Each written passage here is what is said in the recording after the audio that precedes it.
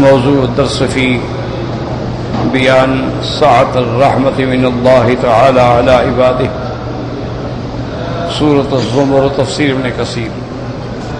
الحمد لله رب العالمين، والصلاة والسلام على أشرف الأنبياء وسيد المرسلين سيدنا محمد وعلى آله وأصحابه أجمعين. اللهم صل على سيدنا محمد وعلى آل سيدنا محمد كما صليت على إبراهيم وعلى آل إبراهيم في العالمين إنك حميد مجيد. أعوذ بالله من الشيطان الرجيم. بسم الله الرحمن الرحيم. قل يا عبادي الذين أسرفوا على أنفسهم لا تقنطوا من رحمة الله إن الله يغفر الذنوب جميعا إنه هو الغفور الرحيم.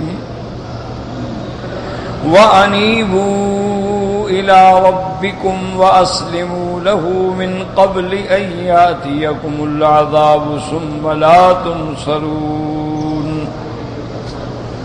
واتبعوا أحسن ما أنزل إليكم من ربكم من قبل أن يأتيكم العذاب بغتة وأنتم لا تشعرون.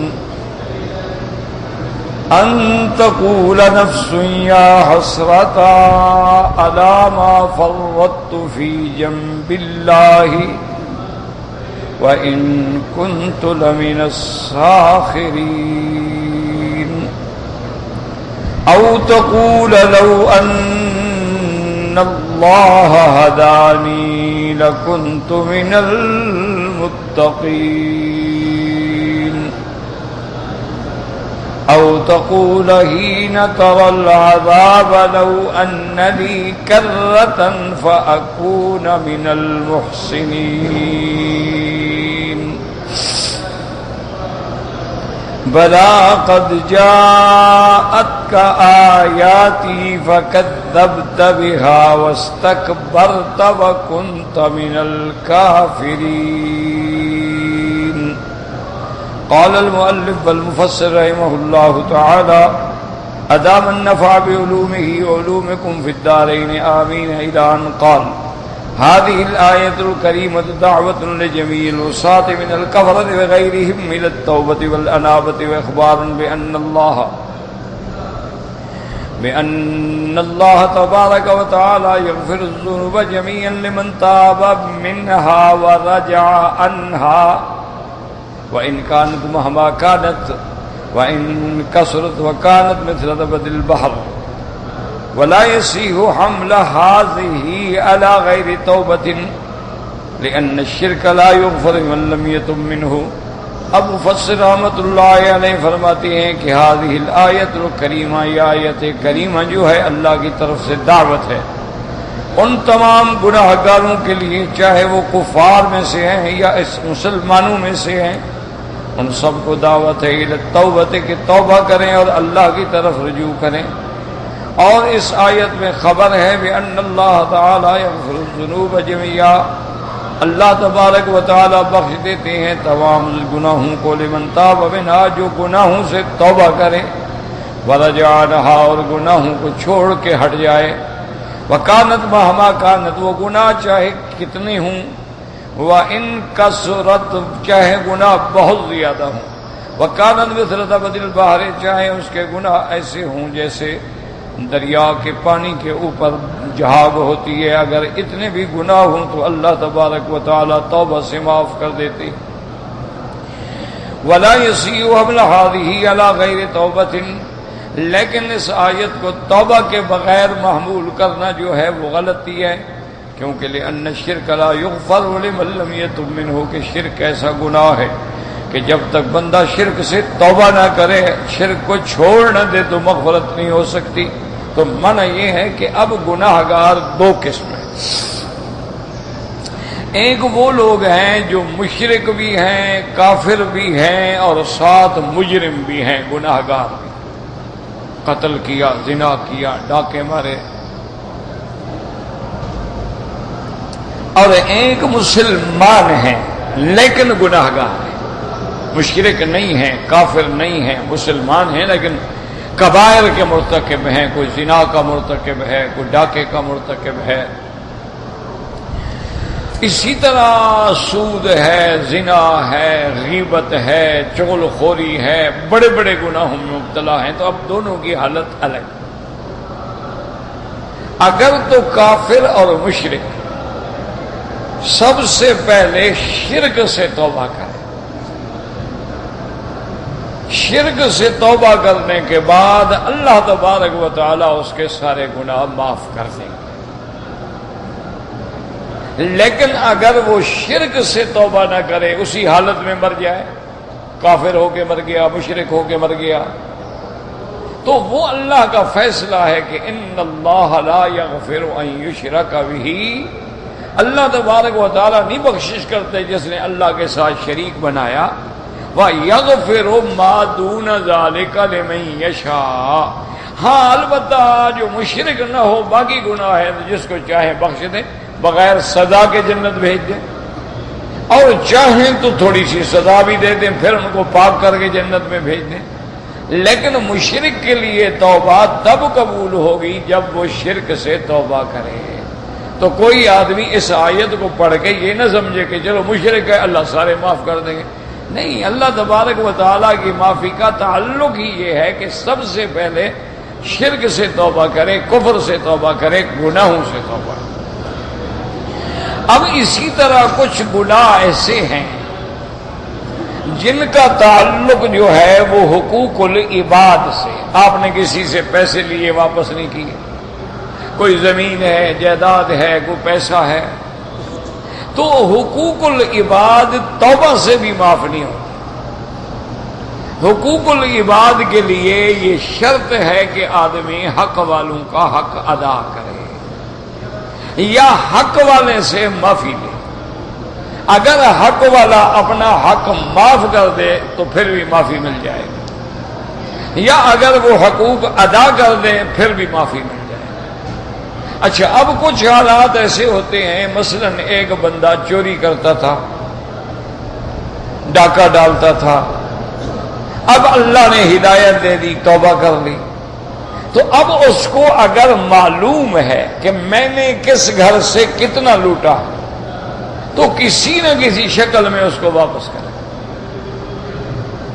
اور اگر معلوم ہی نہیں کہ پتہ نہیں راستے میں جو آیا اس کا مال اٹھا لیا، بیگ پڑا اٹھا لیا، پیسہ پڑا اٹھا لیا، کچھ جیب کاٹا بھاگ گیا، پتہ ہی نہیں کس کی ہے، تو اس کا علاج یہ ہے کہ وہ اندازہ کرے کہ میں نے مثلا تقریباً 1 لاکھ مجموعی طور پہ لوٹا ہوگا، تو اتنا وہ اللہ کے راستے میں صدقہ کر دے کہ مالک میرا مولا معلوم نہیں ہے اور میں اپنے ذمے سے بری الذمہ ہونا چاہتا ہوں.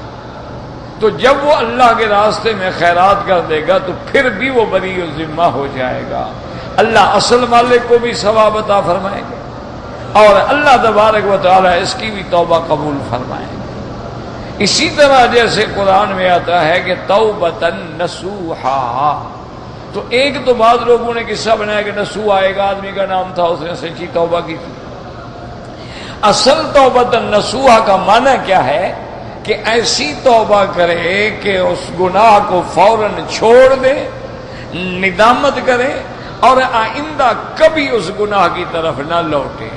تو یہ ہوتی ہے توبۃ نصوحا، یعنی اس گلی میں بھی نہ جائے جہاں گناہ کا اندیشہ ہے، اس ماحول میں بھی نہ جائے جہاں گناہ کا اندیشہ ہے، ان دوستوں کے ساتھ بھی تعلق توڑ دیں جہاں گناہ کا اندیشہ ہے.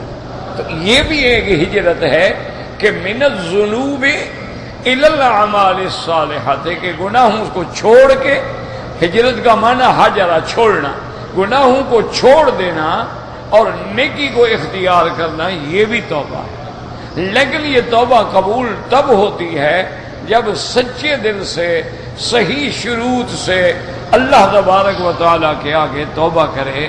تو یہ بہت بڑی رحمت کی آیت ہے کہ آدمی کے گناہ اگر دریا کی جھاگ کے برابر بھی ہو جائیں تو توبہ کرنے سے اللہ سارے گناہ معاف فرما دے.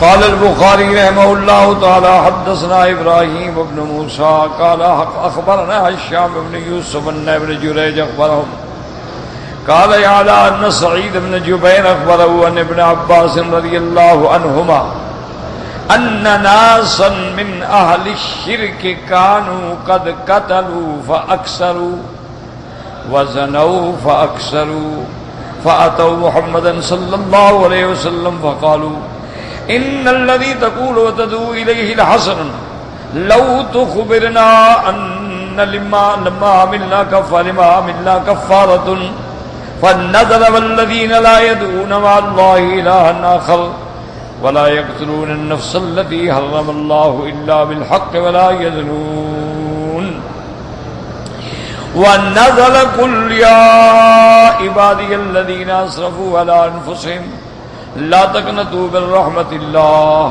امام بخاری رحمت اللہ علیہ نے اس سند کے ساتھ حضرت ابن عباس رضی اللہ عنہما سے روایت کی ہے ان ناسا من اہل الشرک، مشرکوں میں سے لوگ تھے، کانوا قد قتلوا فاکثروا، انہوں نے بہت قتل کیے تھے، انہوں نے بہت زنا کیے تھے.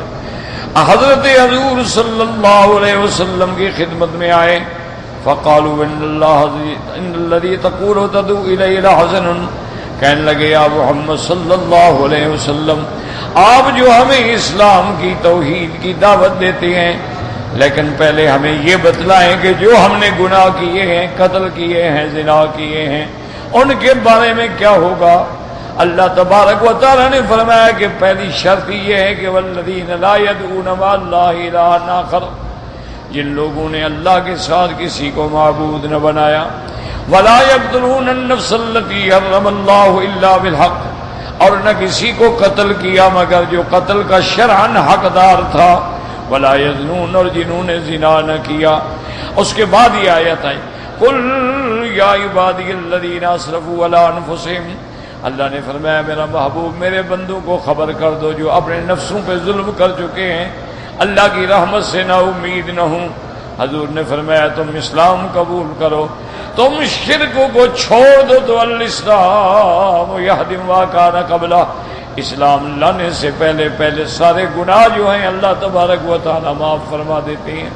تو اللہ تبارک و تعالی کے دین قبول کر لو اور اس کے بعد اللہ معافی دے دیں. وهكذا رواه مسلم وابو داود والنسائي من حديث ابن جريج عن ابن مسلم المكي عن سعيد بن جبير رضي الله عنهما به.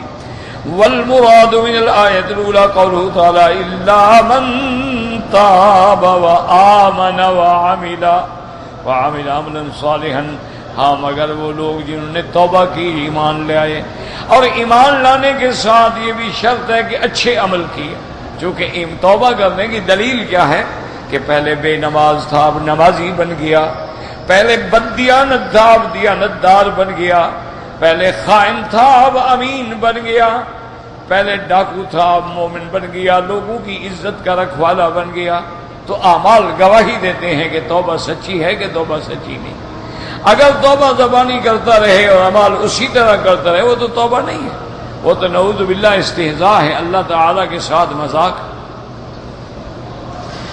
اس لیے فرماتے ہیں وقال الامام احمد حدثنا حسن قال حدثنا ابن حیۃ قال حدثنا ابو قبیل قال سمعت ابا عبد الرحمن المدنی یقول سمعت ثوبان مولى رسول اللہ صلی اللہ علیہ وسلم یقول سمعت رسول اللہ صلی اللہ علیہ وسلم یقول ما احب ان لی الدنیا وما فیہا بهذه الآیہ قل یا عبادی الذین اسرفوا علی انفسهم الى آخر الآیت. وقالوا یا رسول اللہ فمن اشرک، فسکت النبی صلی اللہ علیہ وسلم ثم قال الا ومن اشرک ثلاث مرات تفرد به الامام احمد. اب جناب حضور پاک نے فرمایا ثوبان میری حضور پاک کے خادم ہیں، مولا رسول اللہ صلی اللہ علیہ وسلم فرماتی ہیں کہ آقا انعامدار نے فرمایا ما احب ان لی الدنیا، مجھے یہ پسند نہیں کہ ساری دنیا مجھے مل جائے، اس پہ مجھے اتنی خوشی نہ ہوتی جتنی اس آیت پہ خوشی ہوئی۔ اس آیت کے آنے کے بعد حضور پاک نے فرمایا ساری دنیا کی محبت، ساری دنیا کا ملنا اس آیت کے بغیر نہیں۔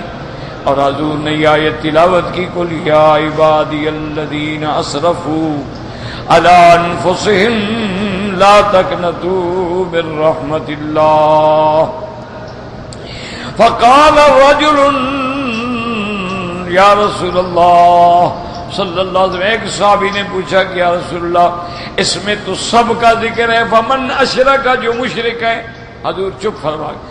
ثم قال الا ومن اشرک، الا ومن اشرک، الا ومن اشرک، خبردار جس نے شرک کیا اگر وہ بھی توبہ کر لے تو اللہ تبارک و تعالی شرک جیسی بلا کو بھی معاف کر دینے کے لیے اپنی رحمت سے تیار ہے۔ وقال الامام محمد بن حدثنا شریح بن النعمان قال حدثنا نوح بن قیس اشد بن جابر الحدانی ان مکحول بن عمرو بن انبسط رضی اللہ تعالی عنہ قال جاء رجل الى النبي صلی اللہ علیہ وسلم شیخ کبیر يدعم على اصاله فقال يا رسول الله إن لي غدرات وفجرات فهل يغفر لي؟ فقال ألست تشهد أن لا إله إلا الله؟ قال بلى وأشهد أنك رسول الله. فقال ثم قد غفر لك غدراتك وفجراتك. فرد به إمام أحمد. امام احمد رحمۃ اللہ علیہ روایت فرماتی ہیں اس حدیث پاک میں عمرو بن انبس رضی اللہ تعالیٰ عنہ فرماتی ہیں کہ ایک آدمی حضور کی خدمت میں آیا، جاء رجل شیخ کبیر، بوڑھا آدمی تھا، اپنے آسے پر ٹیک لگا کے چل رہا تھا، آ کے حضور کی خدمت میں بیٹھا، کہا یا رسول اللہ صلی اللہ علیہ وسلم، حضور میں نے بہت بڑے غدر کیے ہیں، میں نے بڑے ڈاکے مارے، میں نے بڑے گناہ کیے، میرے غدرات ہیں، فجرات ہیں، یہ بتائیں کہ فہل یغفر لی، کیا میرے گناہ بھی معاف ہو جائیں گے؟ اتنی بڑی میرے گناہ ہیں۔ فقال لست تشهد ان لا الہ الا اللہ، حضور پاک نے فرمایا کیا تم یہ گواہی نہیں دیتے ہو کہ کوئی معبود برحق نہیں مگر اللہ تبارک و تعالی؟ اور نے کہا حضور میں گواہی دیتا ہوں، اور میں یہ بھی گواہی دیتا ہوں اشہد انک رسول اللہ، میں یہ بھی گواہی دیتا ہوں کہ آپ اللہ کے رسول ہیں۔ حضور پاک صلی اللہ علیہ وسلم نے فرمایا قد غفر لک غدراتک وفجراتک، آپ نے فرمایا جب تم نے کلمہ پڑھ لیا ہے، جب تم نے شہادتین کا اقرار کر لیا ہے، اب تیرے سارے غدر، تیرے سارے گناہ اللہ نے معاف کر دیے۔ تفرد به امام احمد رحمہ اللہ تعالی وقد قال الامام احمد حدثنا یزید بن ہارون قال حدثنا عباد بن سلمة عن ثابت عن شهر بن حوشب النصباء بن يزيد رضي الله تعالى عنها قال سمعت رسول الله صلى الله عليه وسلم يقول يقرأ إنه عمل غير صالح وسمعته يقول قل يا عبادي الذين أسرفوا على أنفسهم لا تقنطوا من رحمة الله إن الله يغفر الذنوب جميعا ولا يبالي أنه الغفور الرحيم. ورواه أبو داود والترمذي من حديث ثابت به، وهذه الأحاديث كلها دالة على أن المراد أنه يغفر جميع ذلك مع التوبة ولا يقنطن عبد من رحمة الله تعالى عظمت ذنوبه وكثرت فإن باب الرحمة والتوبة واسع.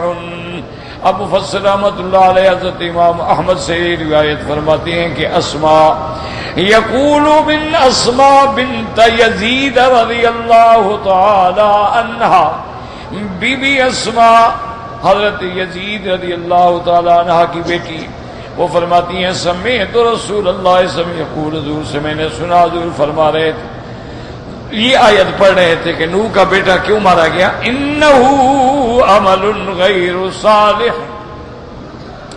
پھر میں نے سنا کہ حضور پاک یہ آیت پڑھ رہے ہیں قل یا عبادی الذین اسرفوا علی انفسہم لا تقنطوا من رحمت اللہ ان اللہ یغفر الذنوب جميعا ولا یبالی. اللہ کو کسی چیز کی کیا پرواہ ہے؟ یہ تفسیر ہے، قرآن میں نہیں ہے لفظ. ان اللہ یغفر الذنوب جميعا انہ هو الغفور الرحیم. لیکن لا یبالی جو ہے آپ نے رسول پاک نے فرمایا اللہ کو کوئی پرواہ نہیں. اللہ ساری مخلوق کو بخش دے تب بھی کوئی پرواہ نہیں ہے. انہ هو الغفور الرحیم. اب مفسر رحمۃ اللہ علیہ فرماتے ہیں فَهَذِهِ الْأَحَادِيثُ كُلَّهَا، یہ ساری حدیثیں جو ہم پڑھ رہے ہیں اس بات پہ دلالت کرتی ہیں کہ یغفر جمیع ذلک، اللہ سارے گناہ بخشنے کے شرط یہ ہے کہ توبہ کرے. وَلَا يَقْنَطْ عَبْدٌ، اللہ کا کوئی بندہ اللہ کی رحمت سے کبھی مایوس نہ ہو. وَإِنْ عَظُمَتْ ذُنُوبُهُ وَكَثُرَتْ، چاہے اس کے کتنے گناہ ہو جائیں، چاہے اس کے کتنے گناہ بڑھ جائیں. فَإِنَّ بَابَ الرَّحْمَةِ وَالتَّوْبَةِ وَاسِعٌ، اللہ تبارک و تعالیٰ کی رحمت کا دروازہ، توبہ کا دروازہ جو ہے وہ بہت بڑا کھلا ہے. اس لیے یاد رکھیں کہ گناہ چاہے جتنے بڑے ہوں، یہ معنی نہیں کہ گناہ کرو، یہ بات یاد رکھو. جب اللہ تبارک و تعالی اپنی رحمت کا اتنا بڑا دروازہ کھول رہے ہیں تو ہمیں بھی تو شرم ہونا کہ ہم نافرمانی نہ کریں. ایک اصولی بات ہے. دیکھیں نا مثلا کوئی آدمی کسی کے گھر میں جاتے ہو، یہ کہتے یار جو مرضی آئے نا میرے گھر سے لے جاؤ، تو اب لینے والے کی آنکھ میں بھی تو حیا ہو. یہ تو نہیں کہ جھاڑو دینا شروع کر دے، یہ کوئی بات تو نہ ہوئی. اسی لیے حضرت عمر رضی اللہ تعالی عنہ کے زمانے میں ایک آدمی شراب پیتے ہوئے پکڑا گیا. آپ نے حد جاری کر دی. کچھ عرصہ گزرا وہ پھر پکڑا گیا. اللہ مصیبت سے بچائے، اللہ ہر مسلمان کی اولادوں نسلوں کو بھی مخدرات سے بچائے، منشیات سے بچائے. یہ عذاب ہے. اللہ نہ کرے، اللہ نہ کرے جو ایک دفعہ اس میں مبتلا ہو گیا پورا گھر عذاب میں، پورا گھرانہ مبتلا. تو پھر پکڑا گیا، آپ نے پھر حد جاری کر. پھر کچھ عرصہ گزرا، پکڑا گیا، آپ نے پھر حد جاری کیا، حکم فرمایا کہ آپ مدینے سے نکل جائیں. وہ مصر کی طرف گیا. حضرت نے اپنے گورنر کو لکھا کہ فلاں آدمی 3 دفعہ اپنی توبہ توڑ چکا ہے اور 3 دفعہ ہم نے اس پہ حدود اللہ جاری کر دی، اس کے باوجود بھی وہ باز نہیں آتا. اس لیے میں نے مناسب سمجھا ہے تعزیر کے طور پر کہ اس کو اللہ کے نبی کا شہر پاک مدینہ منورہ جو ہے اس سے نکال دو. میں نے نکال دیا، وہ تمہارے علاقے میں آ رہا ہے، اس پہ خاص نظر رکھنی.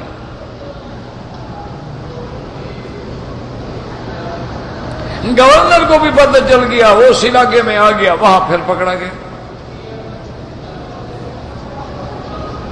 انہوں نے حد بھی جاری کی لیکن اس کو قید بھی کر دیا کہ اب صرف حد کافی نہیں ہے. اب تعزیر کا تقاضا یہ ہے جب تک تم حقیقی معنوں میں توبہ نہیں کرو گے نا تم جیل میں رہو گے، اور اتنا عرصہ جیل میں رہو گے تاکہ تمہارا نشہ وشہ بھی چھوٹ جائے.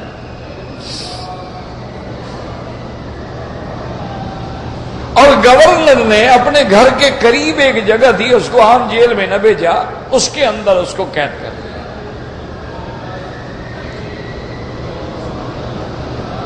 اتفاق کی بات یہ ہے کہ اسی زمانے میں کسی علاقے میں کافروں سے جنگ چھڑ گئی، گورنر فوجیں لے کے جنگ کے لیے نکلا. جب وہ چلا گیا تو گورنر کی بیوی کہتی ہے کہ میں نے دیکھا رات کو رو رو کے چیخنے کی اور رونے کی آوازیں آ رہی ہیں وہ قیدی کے کمرے سے. میں پریشان ہو گئی، میں آئی، میں نے، اور مجھے خاوند کہہ کے بھی گئے تھے کہ اس کا ذرا خیال رکھنا. میں آئی دیکھا تو وہ مصلے پہ پڑا ہے اور رو رہا ہے اور چیختا ہے اور روتا ہے. میں نے کہا کیا ہو گیا تمہیں؟ اس نے سر اٹھایا، اس نے کہا میری بہن بات یہ ہے میں اس لیے رو رہا ہوں کہ اس بدبخت نشے کی وجہ سے آج میں جہاد سے بھی محروم ہو گیا. سارے مجاہد جہاد پہ جا رہے ہیں، میں قید میں پڑا ہوا ہوں. اگر میں جہاد پہ جاتا یا شہید ہو جاتا تب بھی میرے گناہ معاف ہو جاتے، یا غازی بن کے لوٹ آتا تب بھی میرے گناہ معاف ہو جاتے. میں اس محرومی پہ رو رہا ہوں. اگر تم مہربانی کرو مجھے گھوڑا بھی دے دو، تلوار بھی دے دو، ہتھیار بھی دے دو. میری بہنوں میں وعدہ کرتا ہوں کہ زندہ رہا تو واپس آ کے تمہارے قید میں خود آ جاؤں گا، اور اگر شہید ہو گیا جان چھوٹی. ویسے بھی زمین میرے گناہوں سے تنگ ہے.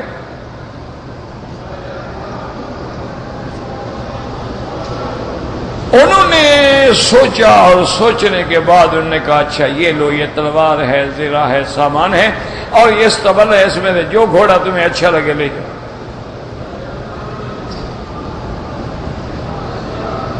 اس نے گھوڑا لیا، سامان سجایا، توکل اللہ کے نام پہ چل پڑا.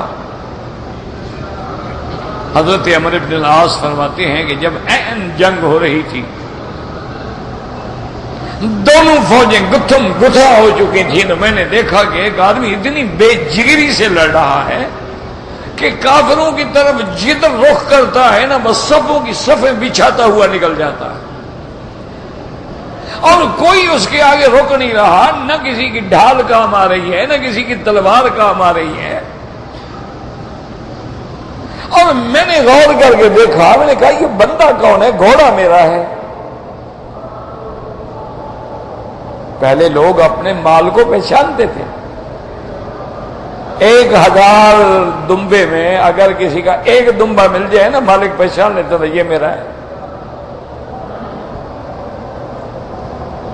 انہوں نے کہا میں حیران پریشان کہ گھوڑا میرا ہے، بندہ کون ہے؟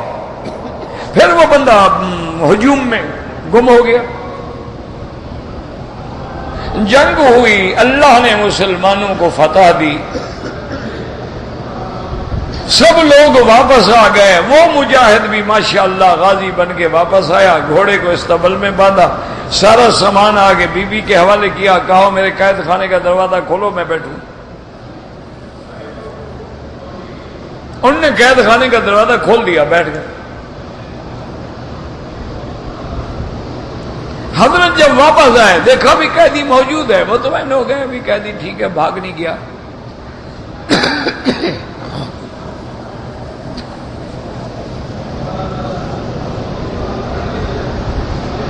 رات کو اپنی بیوی کو جب سالات سنا رہے تھے، واقعات بتلا رہے تھے کہ ایسی جنگ ہوئی، ایسی جنگ ہوئی، کہنے لگے کہ مجھے حیرت ہے ایک آدمی اتنی بے جگری سے لڑا ہے نا کہ سارے مجاہدین اشش کر کے رہ گئے کہ یہ کون ہے.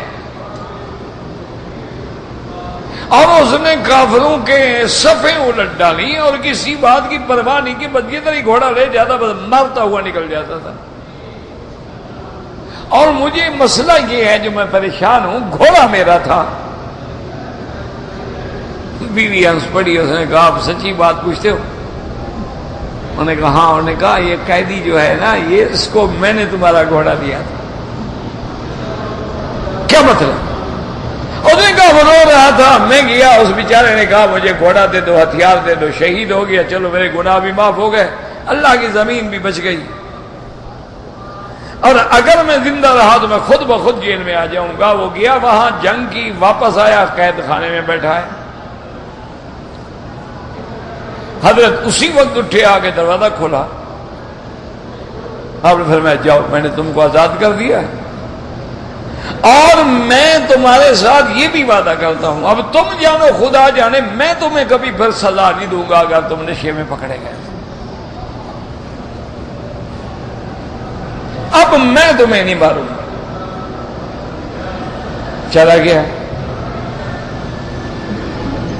اور ورنہ جہاں مرضی آئے چلا جائے. دوسرے دن آیا حضرت عمرو بن العاص کی خدمت میں، اس نے کہا حضرت آپ گواہ ہو جائیں میں نے بھی پکی توبہ کر لی۔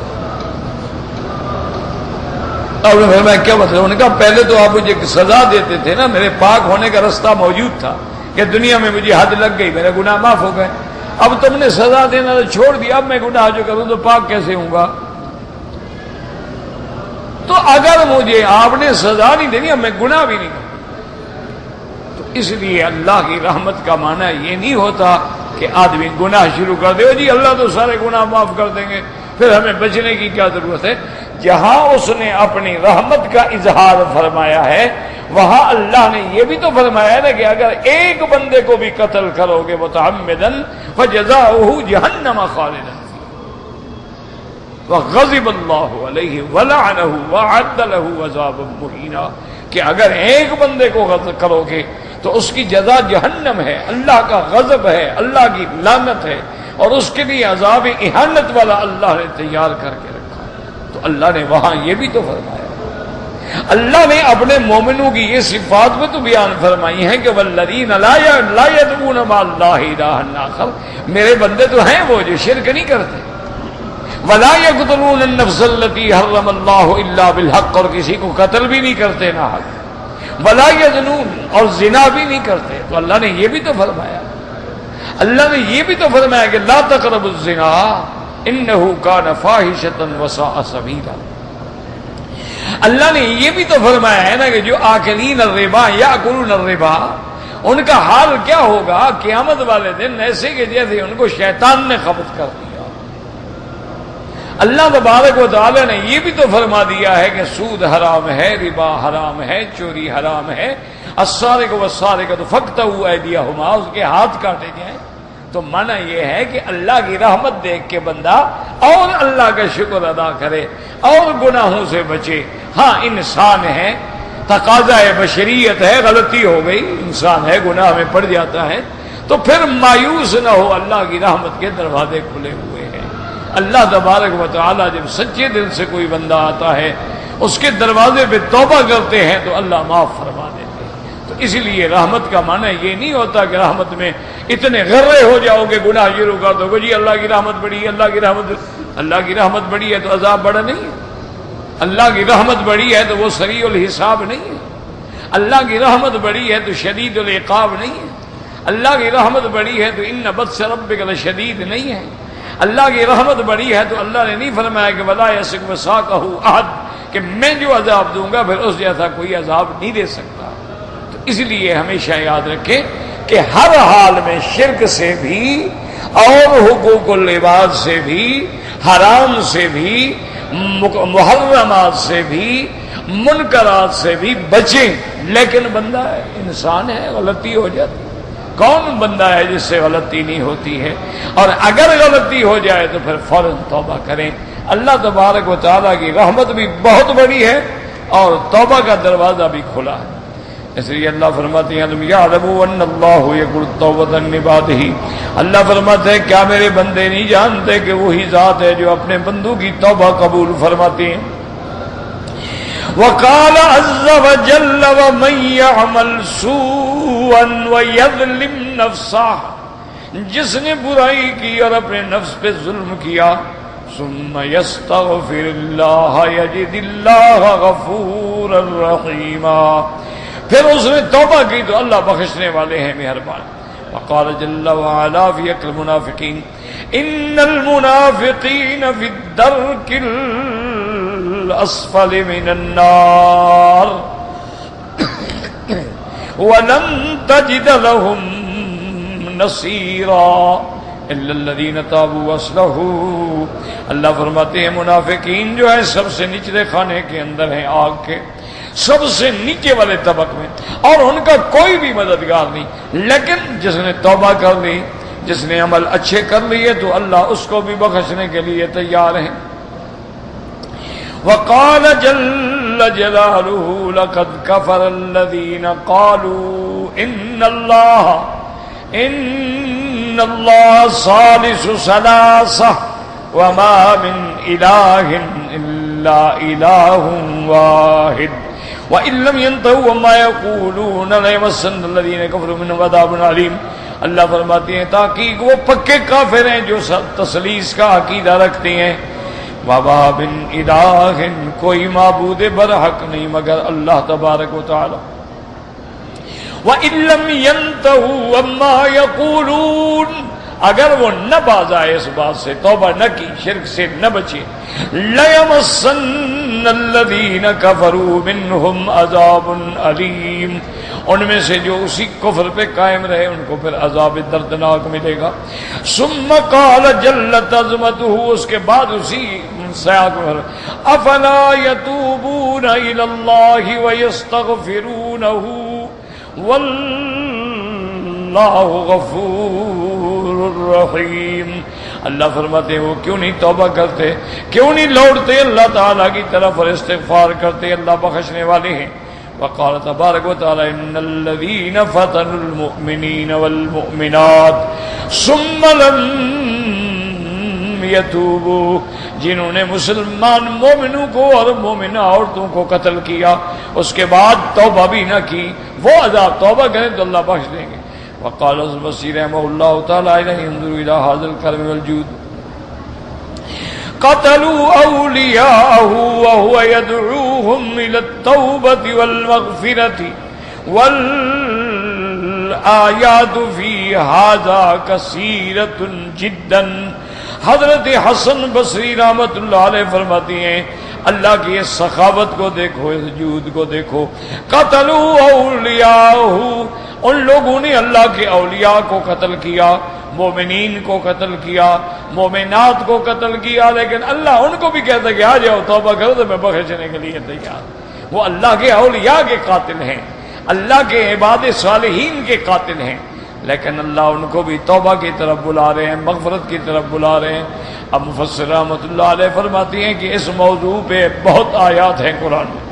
وفي الصحيحين عن ابي سعيد الخدري رضي الله تعالى عنه عن رسول الله صلى الله عليه وسلم الحديث الذي قتل 99 نفسا ثم ندم وسال عابدا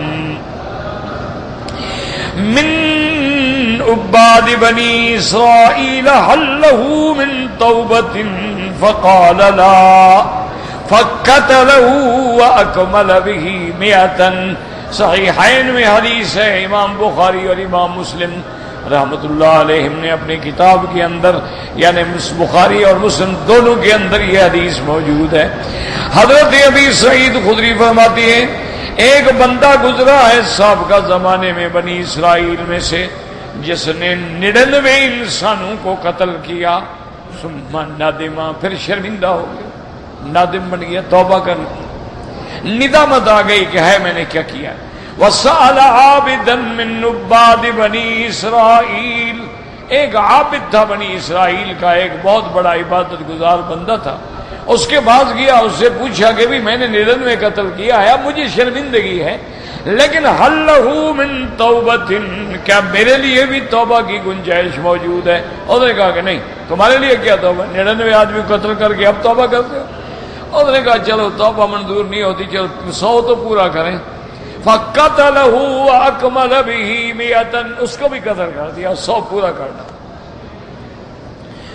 ثُمَّ سَأَلَ عَالِمًا مِّنْ عُلَمَائِهِمْ هَلْ لَهُ مِن تَوْبَةٍ فَقَالَ وَمَن يَحُولُ بَيْنَكَ وَبَيْنَ التَّوْبَةِ ثُمَّ أَمَرَهُ بِالذِّهَابِ إِلَى قَرْيَةٍ يعبد الله فيها فقصدها فأتاه الموت في أثناء الطريق فاقتسمت فيه ملائكة الرحمة وملائكة العذاب. اس کے بعد اس نے جا کے ایک عالم سے پوچھا. اس لیے مسئلہ ہمیشہ عالم سے پوچھا جائے. ایک عابد ہے، پیر ہے، بزرگ ہے، بڑی بات ہے، لیکن عالم نہیں ہے تو اس کو مسئلے کا کیا پتا اس کو.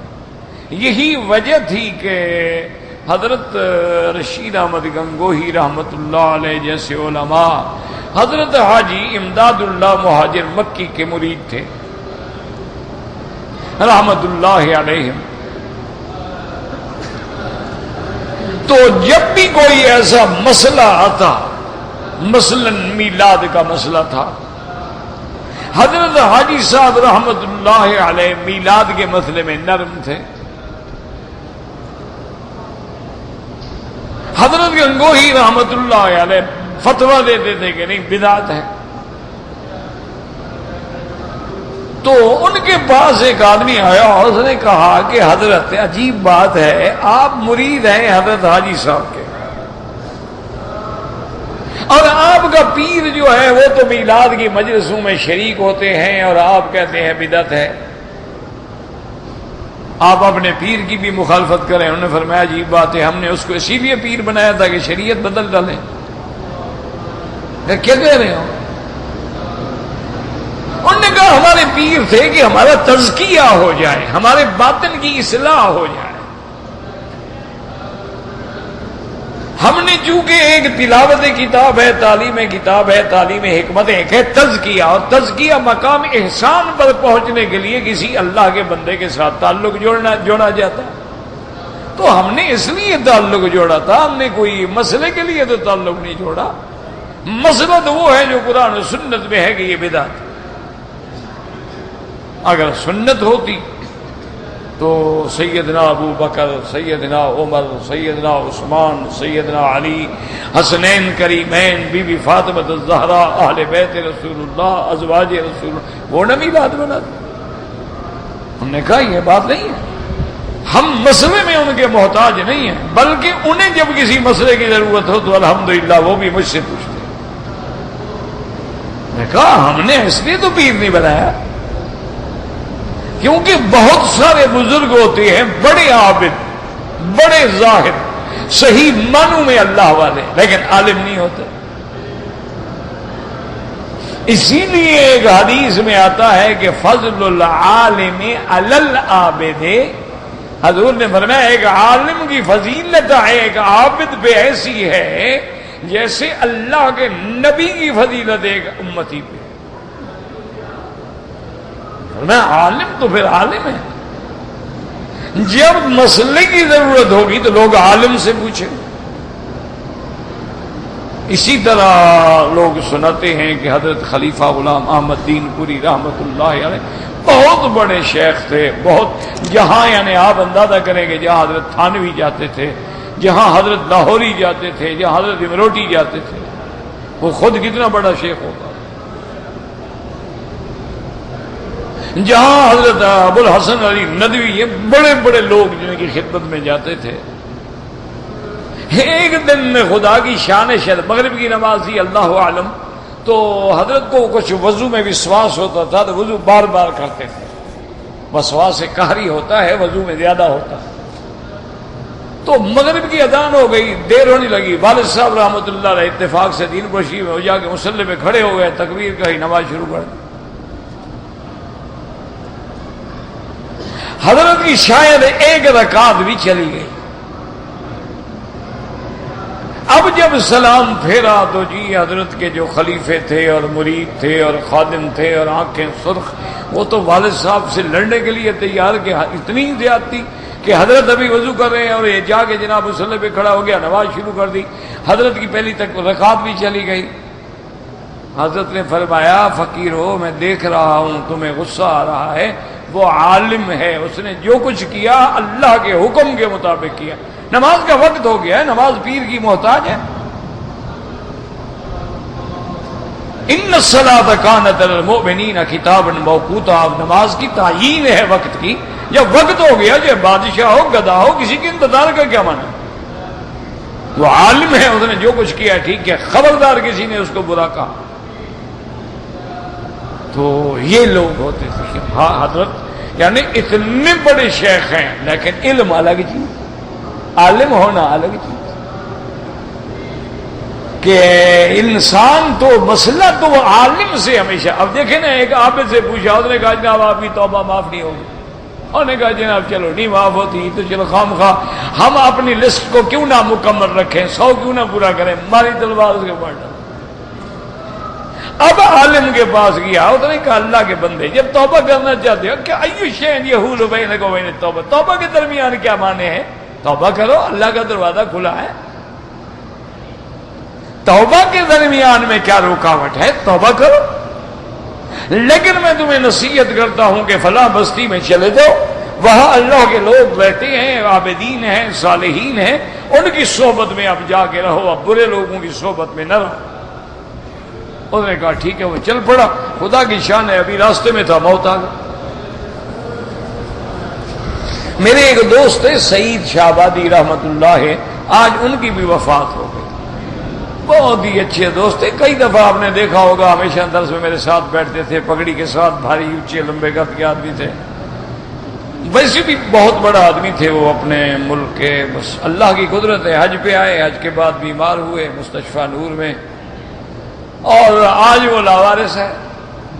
اللہ کی قدرت ہے، اتنے بڑے تعلقات والا آدمی کہ جس کو پریزیڈنٹ اور جناب گورنر اور وزیر اعظم ٹیلی فون کر کر کے پوچھتے ہیں، اکیلا اسپتال میں اللہ کے راستے میں۔ بہرحال آج موت آ گئی، وفات ہو گئی۔ عشاء کی نماز کے ساتھ ان کا جنازہ ہوگا، دعا بھی کریں اور جنازے میں بھی شریک ہوں۔ اللہم اغفرہ وارحمہ وتجاوز عنہ، اللہ ان کی مغفرت فرما دے، اللہ تبارک و تعالی تمام مرنے والوں پہ رحم فرما دے، اور جو فوت ہو چکے ہیں ان پر بھی رحم فرما دے، کہ سب کو جنت الفردوس نصیب فرمائے۔ بہرحال یہ بھی خوش نصیبی ہے کہ اللہ کے حرم میں دفن ہوا۔ کئی دنوں سے کومے میں تھے، بے ہوش تھے، ایک دفعہ ہوش آیا تو جتنے دوست یا جاننے والے ساتھ تھے سب کو کہا کہ کلمہ شریف پڑھو، خود بھی کلمہ پڑھا، درود شریف پڑھا۔ ایک ساتھی ہے ہمارے یعقوب، ان کو کہا میری جیب میں پیسے ہیں، 1000 ریال نکال لو اور 2 بکرے لے کے خیرات بھی کر دو، اور اگر میں مر جاؤں تو مجھے حرم سے ملک میں نہیں بھیجنا، یہاں دفن۔ یہ کہا اور پھر بے ہوش۔ اللہ کی شان، اللہ تبارک، اللہم اغفرہ وارحمہ۔ انشاءاللہ امید یہی ہے، ابھی ساتھی کوشش کر رہے ہیں کہ اجازت ہو جائے، سب کچھ ہو جائے، عشاء میں انشاءاللہ۔ تو اب اتاہ الموت فی اثناء الطریق، راستے میں موت آ گئی۔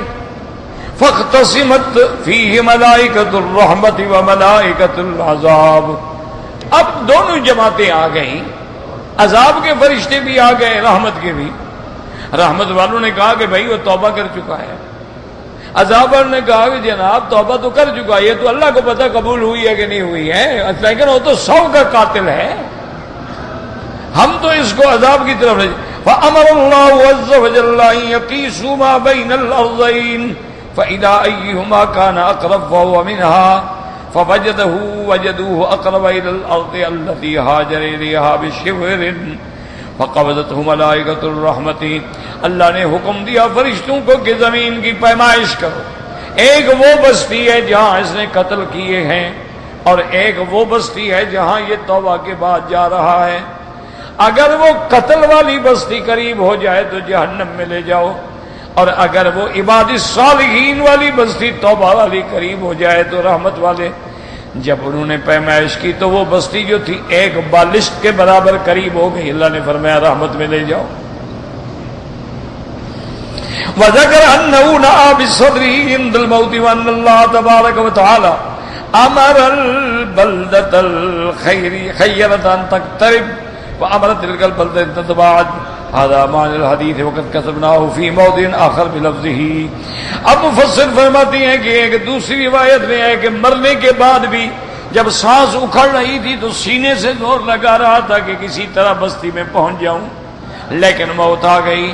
اب جب فرشتوں نے پیمائش شروع کی، اللہ نے حکم دیا خیر والی بستی کو تھوڑی سی قریب ہو جا، شر والی بستی کو حکم دیا تھوڑی دور ہو جا، بس بندے کو بخشنا ہے۔ تو اللہ نے رحمت کا فیصلہ فرما دیا۔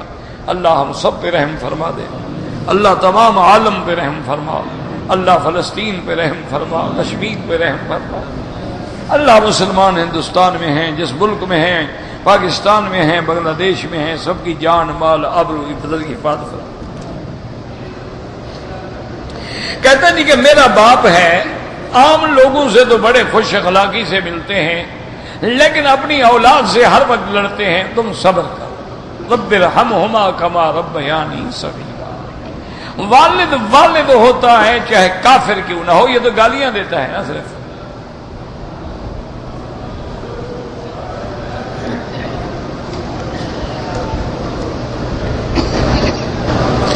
جن لوگوں نے 11 یا 12 کو زوال سے پہلے کنکری ماری ہے، احناف کے نزدیک ان پہ دم ہے۔ اگر یہاں کوئی فتویٰ آیا، ایک ہے عام اشتہار لکھا ہوا، وہ الگ بات، ایک ہے کہ یہاں اگر کسی مفتی نے یا مفتی اعظم نے فتویٰ دیا ہے وہ لے آئیں تاکہ ہم پڑھیں، اگر فتویٰ ہے تو ٹھیک ہے۔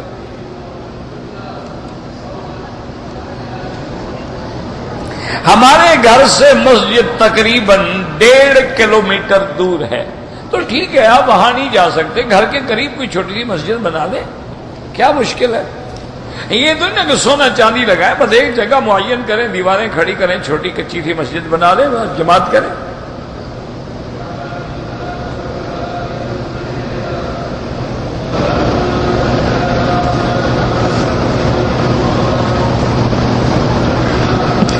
ایک آدمی حج پہ آئے ہیں، حج میڈیکل مشن میں، جب ان کی حج کی بکریوں کی لسٹ بنا دی گئی تو لسٹ تو بنا دی گئی لیکن بکری ذبح نہیں ہوئی تو صاف بات ہے اب تو میرا بھائی آپ پر 2 ہو گئی نا، ایک وہ حج والی بکری، ایک جرمانے کی بکری، اور دونوں آپ نے حدود حرم میں دینی ہے۔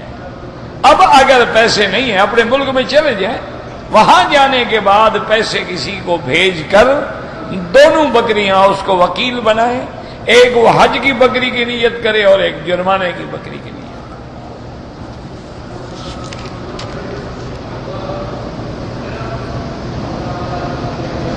بہرحال مردوں کو ثواب پہنچانے کا مسئلہ جو ہے امام شافعی نہیں قائل، باقی جمہور ائمہ قائل ہیں کہ ثواب ہوتا ہے۔ اگر ثواب مردے کو پہنچے ہی نہ پھر دعا مند کرنے کا کیا مطلب؟ تو اس کو تو کوئی فائدہ ہی نہیں، پھر خام خام جنازے پڑھ رہے ہیں، اللہم اغفر لحینا و میتنا و شاہدنا و غائبنا، کیوں پڑھ رہے ہیں؟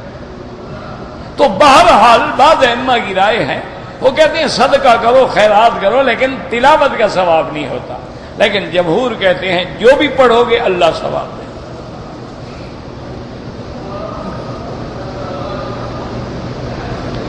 جو بچہ مرا ہوا پیدا ہوا ہے اس کا اللہ تمہیں اجر دیں گے، تم صبر کیا اللہ نے اجر دیا، فائدہ تو ہو گیا نا تمہیں۔ ایک آدمی نے عمرہ کیا ہے لیکن حلق اس نے جدے میں جا کے کرائی ہے، دم پڑ گئی۔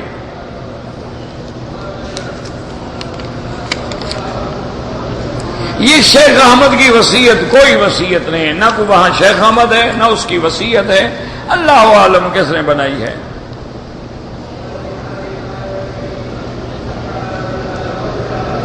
بہرحال آپ نے اگر صبح کو کنکریاں ماری ہیں تو دم پڑ گئی۔ اگر دوران حج کسی حاجی کے جیب کٹ گئی، پیسہ ہی نہیں تھا کہ قربانی کرے، 3 روزے رکھ لیتا، 7 روزے حج کے بعد، مسئلہ بھی تو تم بعد میں پوچھتے ہو نا۔ اب جب اللہ پیسے دے تو 2 بکریاں آپ کو دینی ہوں۔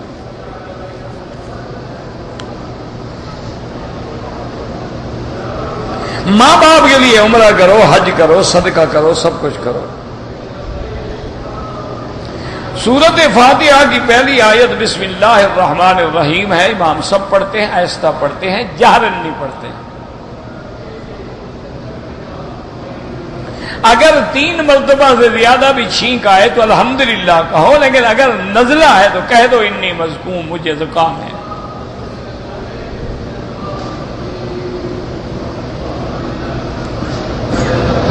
میری بیٹی 2 سال کی ہے، اس کے کانوں میں وہ زیور پہننے کے لیے سوراخ کیا گیا، اس نے رواج ہے، اس میں کیا ہے؟